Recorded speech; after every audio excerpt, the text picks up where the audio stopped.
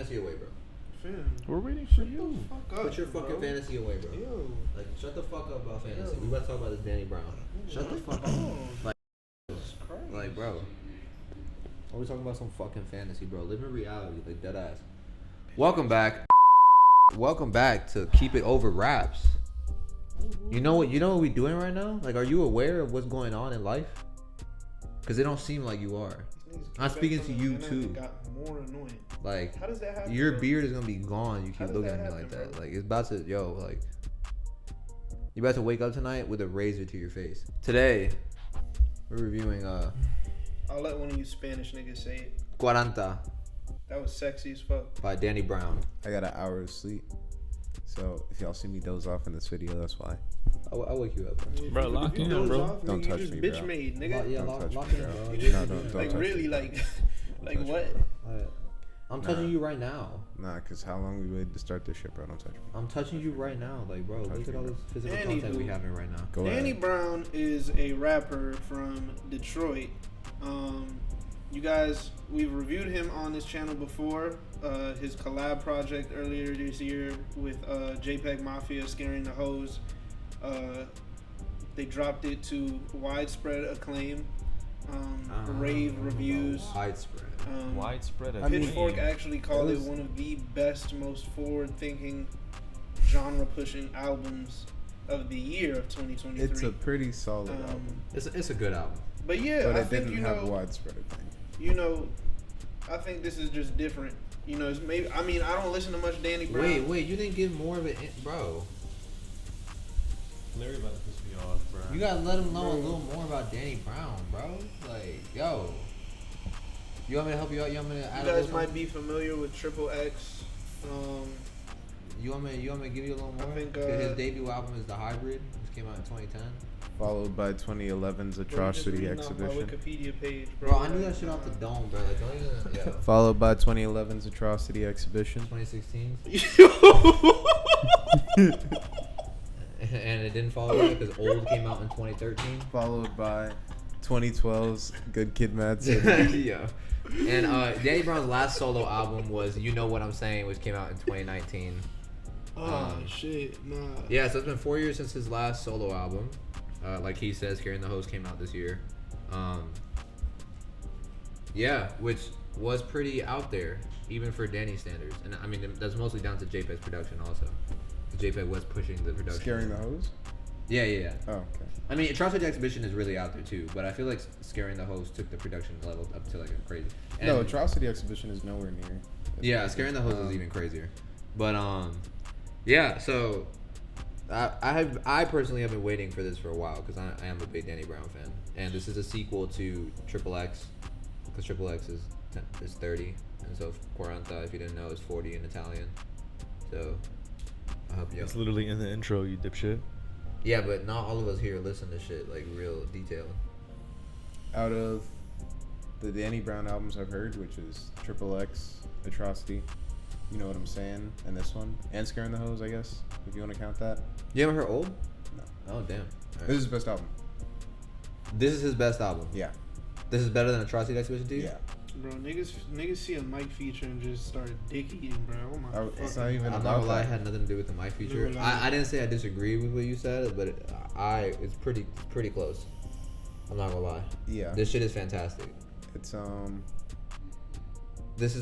think this is his best produced album. it's a lot. Him vocally just being this much more cut back, at least like with his tone. Yo, thank God he wasn't on this shit screaming, bro. It was just He like wasn't doing Oh, that voice shit. either. I mean, It was a couple tracks. It's kind of just his voice. He But did it on Tantor and he did it on Dark Sword Angel. But there was points in time where like he was rapping and I was like, damn, like this is this nigga's actual like rapping voice, like Yeah, like the intro was cool as fuck. Like it was real like chill, introspective. He talked and then- about losing a girl that he was engaged to. Yeah. And then Tantor came in and I was like, yo, what the fuck is this? You don't like Tantor? Tantor is one of the best songs, Oh, bro. come on, man. One of the best I knew he wasn't produced, gonna like at that least. shit. You don't like Dark Sword Angel either, right? Hang on. No, I did like the song. Really? Because he's doing the voice on that too. But it's not always about the voice. Sometimes it's just about like the setting that you create. You feel me? I get you. Damn, you didn't like Tantor? I don't know. Like it was just such a drastic change from Quaranta to Tantor, bro. It was a very big change. That is true, actually. Because Tantor, yeah, that beat is crazy. You know, Alchemist made that beat. Yeah, nah. When I initially that was something I put in my notes. But like when I initially heard it, I thought it was like a Peggy produced song. He gets that Just too. because it That was you like, thought it was Oh, produced by that's what I Peggy. said when I heard it. Like- Yeah. but then I saw like in the notes, you know, it was Alchemist, and it made more sense because it was a lot more composed. In terms of, it was a more composed, chaotic sound Then than if it Peggy's. was, yeah. Yeah, I get you. Peggy would like fully lean into that. Yeah. There was still like a rhythm to the Yeah. madness, kind of. And then, you know, you hear the rhythm, and like, I don't know, like Alchemist has certain penchants in his production where, like, you know, if you've listened to enough Alchemist, you can peep it and be like, oh, all right, stylistically, production wise, this makes sense that it's this producer and not that one. Yeah, yeah. And like, you know, he's literally gone on Twitter before and just joked around with people doing Q&As, being like, yeah, like, I just became really good at making beat loops. Like, Yeah. And that's what it is, bro. Yeah, I get That's you. one of the best produced songs on the album to me. It is. The back half of this album is stronger than the front half. You think so, really? Yeah. I think after Jen's Terrific Vacation, it's fucking Yeah, the run from Jen's Terrific Vacation to the end of to the album. Bass Jam is Bro. crazy. Yeah. You didn't like Jen's Terrific Vacation? No, I'm saying from that Oh. song to the end of the album is insane. It's, Learn context clues, pussy. Ew. the only song I can say I didn't really like that much. I didn't even hate it was YBP. Yeah, And I it's- was. I like I that like it, song, but it's bro. I think I told you when this in the car. Nigga, I that can't. feature was tough. I mean, it's his delivery. I can't do it. Like he just sound goofy. You don't Who, fuck Bruiser with the Wolf? Bay Area Yeah. nigga? Yeah, you He don't just fuck with sound Bay mad Area goofy. niggas? Like he's saying, like the bars aren't even bad, cause he has some hard bars. It's just he be around it sounding mad goofy on that shit, and it's I like, think bro, you got a case of hater. maybe. You just hating. That's a pretty good song, but I mean, I still Not think to be it's confused with Dick and Malphitis. no, yeah, no, exactly. it is still a good song. It's just my least favorite, probably. I love Jen's Terrific Vacation because of like the interpolation of Travis Scott shit. Mm-hmm. Don't hold on a second. Don't give that shit credit to Travis Scott, bro. It's Goody Mob, bro. Cool, bro. Don't be mislabeling that shit, bro. Travis Scott. Don't do that. Travis Scott was the one who made that shit. It was Goody Mob. His name Nigga, is we was doing the Larry You June got- Night nah, Shift review. nah, you gotta give you him weren't getting props, mad bruh. at me. You weren't getting You- mad at me for saying he sampled Max B. Like Max B ain't sampled another fucking song. Yeah, but could you name the person that Max B sampled? No. I Okay. could- bro. No, Alright, no, bro. you couldn't have, Alright, bro. bro. All right, okay. Alright. All right, thank Okay. you. Because I know you know damn well Okay. who Goody Mob is. Okay. Oh, okay. All right. His name Jacquees. It's Jock. No, it's Jacquees. It's Jock. No, his name is Jacquees. Yeah, Gentrification is a great song, and I thought it was interesting how he talked about gentrification on that shit. Yo, the way you just said that shit, like it wasn't 3 different words. Like you said that shit and it sounded like you said gentrification, nigga. Why do you think the song is called what it's called? Ding, ding, ding, ding. That's me. Bro. Like it's like your neurons don't be firing anywhere, man. Bro, you know what's crazy too is like that song Celibate, like it's talking about how he used to sell a bit, like Yeah. a bit of like a copious amount Yeah, of drugs. and how he don't he's fuck still around no celibate. more. Yeah, you 'cause know, he- like yeah, the way he put the word Speaking- celibate on the hook was really Speaking cool. of celibate, that is Mike's best feature. Bro, That's Mike's best feature ever. that you Bro, y'all be heard. throwing that word around too bro, much, bro. name No, another no, name a he- better no, Mike he feature, just bro. doesn't Started have this a show better talking feature. about this is best album. You talking about this Mike's best feature. Y'all gotta nigga. like get, Have you the- heard get the every tip off Mike your feature? tongue, I've bro. heard Bro. a shit ton of Mike features, and that's the best one I've heard, bro. Mike Like- went off on that, bro. Did you, bro? These niggas play pretend for different sides, Like, right? dead And that's the ass, problem, bro. bro. Fam, Like, yo, oh my please, God. Nah, like I'm gonna tell y'all right now, please don't start with that bullshit, bruh. Don't start fucking quoting the lyrics on a fucking daily basis. We're about to start quoting Mike lyrics for real, bro. I- We I about to will start. leave. That's the next nigga, bro. I will. We're fucking really leave, about bro. to do that, Don't bro. ruin Mike for you me, know why? bro. Because Tebe Nah, showed me nah. Alk Money, Don't bro. ruin Mike for me, nigga. All I said was Don't- this is best nah, feature, bruh. and then you niggas said, This is Niggas better. wasn't Than, in this the is house. better than his feature on Century. yes. Yes. Yeah, it is. Niggas wasn't in the I mean, house with yeah. Alk and Earl and Mike, bro. They wasn't, bro. Like, I was really just there. This is better than his feature on Soundcheck. Or is that Quelle That's Chris? Quelle Chris. Yeah. What was Quelle it? Chris produced on a couple of these songs, Yeah, he bro. produced- Wasn't Dark wasn't Mike Sword on the Angel. Billy Woods album? On Maps? Yeah. No. No. Interesting. He produced Dark Sword Angel, and he produced Ain't No Concern, which Ain't No Concern is fucking awesome too. There were a few. I did songs like on Ain't No it, Concern. I low key Has do Mike kind of wish. been on any solo Billywood song? I don't think so. No, Have they ever collaborated? not as far as I know. Are we counting any like collabs? What do you mean collabs? Like Faith Is a Rock? Does that That's count? technically not a feature. That's not a feature. Yeah. That's his album. So I don't know enough about Mike features to.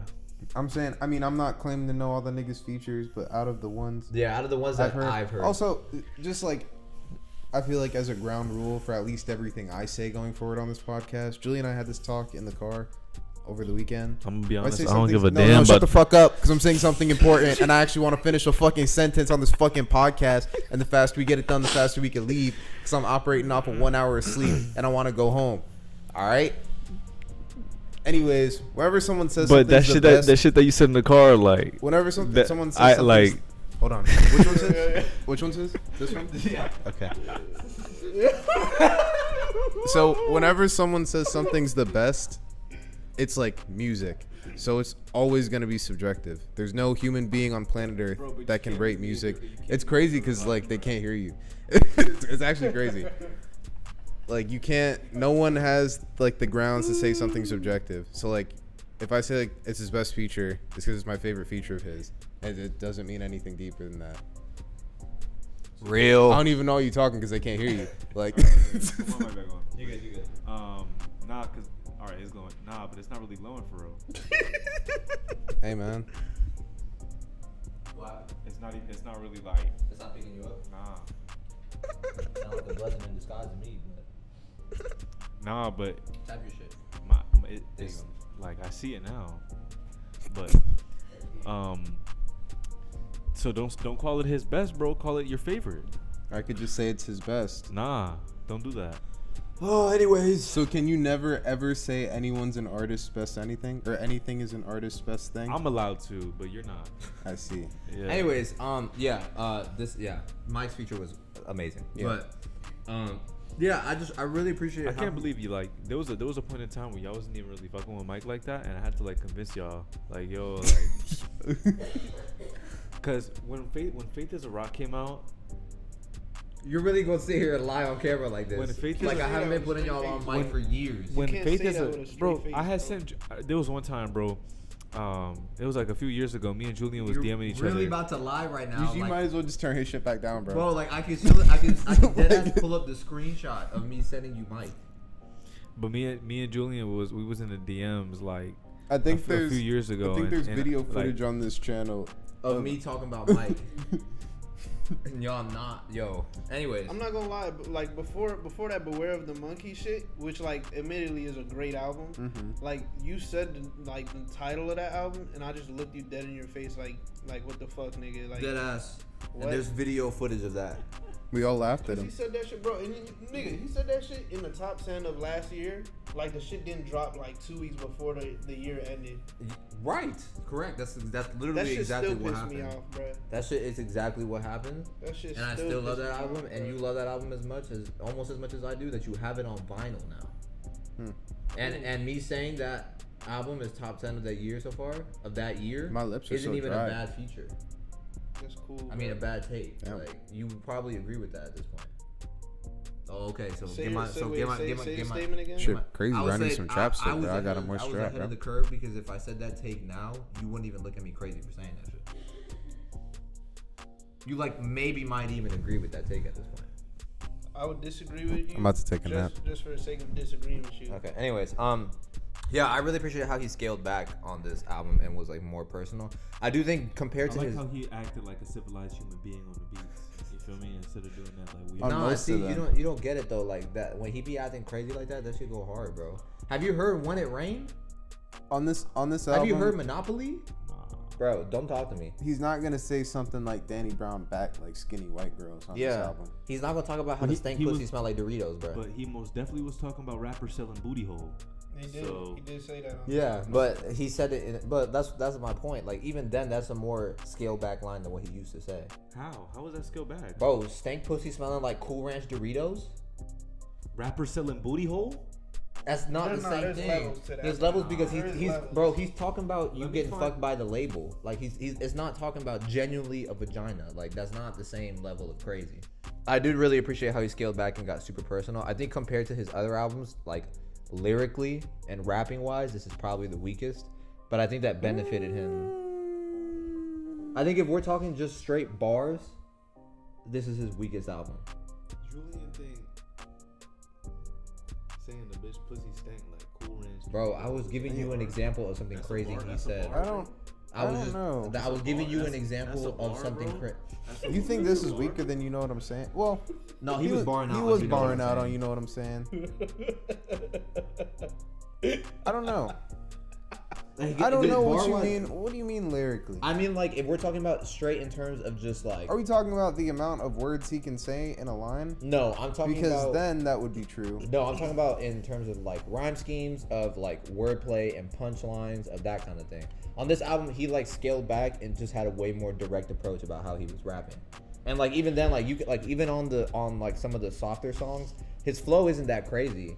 It's just a very simple flow. Like But that's not. That's not a bad thing. But That's that's not a bad not thing.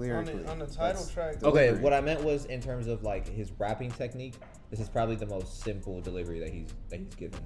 Rapping technique isn't lyrical. Are you talking about his writing? I'm talking about both of them. Both his rapping technique and lyrically, this is his weakest album, and that's not a detriment. I wasn't making that. I wasn't making that a criticism. Y'all let me finish my sentence. No. I was saying that benefited him on this album because of how personal he was. So I feel like him scaling back on how like lyrical he was on this project got his feelings across in a better manner. I mean, I feel like that's. I get what you're trying to say. I just don't think that makes us worse lyrically. If anything, like his approach is like easier to comprehend and more direct. Like, I think that just the fact that he was so personal. I feel like there's so much substance in the lyrics of this album because he's being so personal and vulnerable the whole time. That lyrically, like writing wise, it sounds better to me than a lot of the other shit I've heard by him. So are you equating writing to lyricism? Yes. Is that the same thing to you? I think so. Why Okay. wouldn't they be the same thing? Because I think you can be a great songwriter without being an amazing lyricist. Like I think Drake is a very good songwriter. Now, would I sit here and say that Drake is a top tier lyricist? No.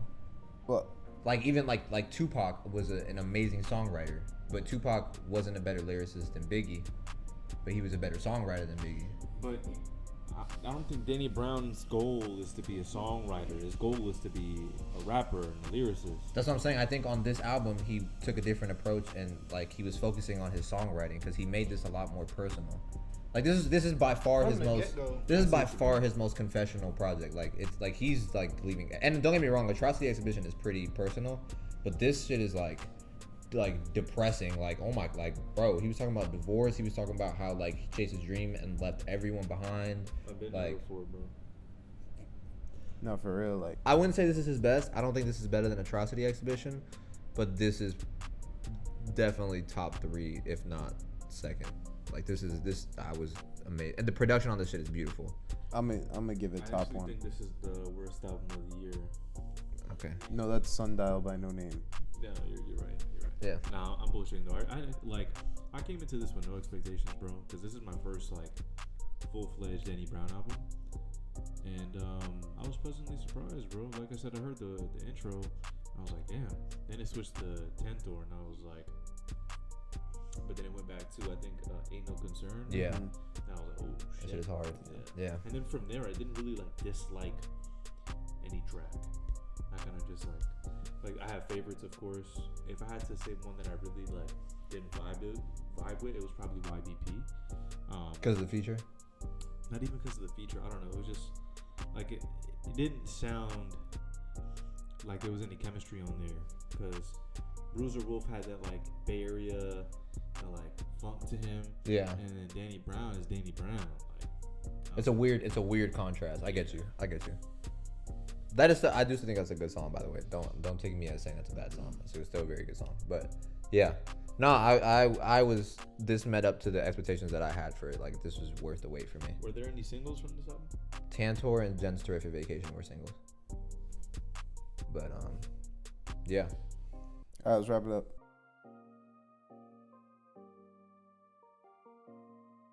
Quaranta. Come on now, man. Bro, you feel me? Come on. You think I can't do that, bro? You think I can't do that, bro? Like, stop playing. Look, like, I don't know. I really, like we said, I just really appreciate this more scaled back personal approach. I don't know what it is. Maybe it's just the shock value from how different it is to the rest of his music. I just really like it. There's just not a song I don't like on here. I mean, I don't even hate Bruiser Wolf's feature, really. But yeah, this is just a great album. Great album. Don't have much to say other than that. I'm gonna give it a 9 out of 10. Yeah. Alright, so Danny Brown's 6th studio album? 5th. No. 6th? Are you counting the collab? Whatever makes it his 6th. Okay. Danny Brown's 6th studio album. I won't say it's my first full Danny Brown project, but it is like the first memorable one because I had to do it for a channel. Personally, I like this a lot. I don't really know how to rate it. I'm like, my rating might be different in context relative to these other guys because I haven't listened to enough Danny Brown. But from what I listened to here, I loved just what I heard. You know, he was pretty introspective, very sharing of, you know, his personal life, which is a far cry from what his project earlier this year was. I feel like he was like, this project makes Scaring the Hoes feel like that was just some shit that they had to get off, which I guess it was because they was talking about collaborating for a long time before they dropped it. I would probably rate this like a 8.4, 8.5. That feels like a safe number.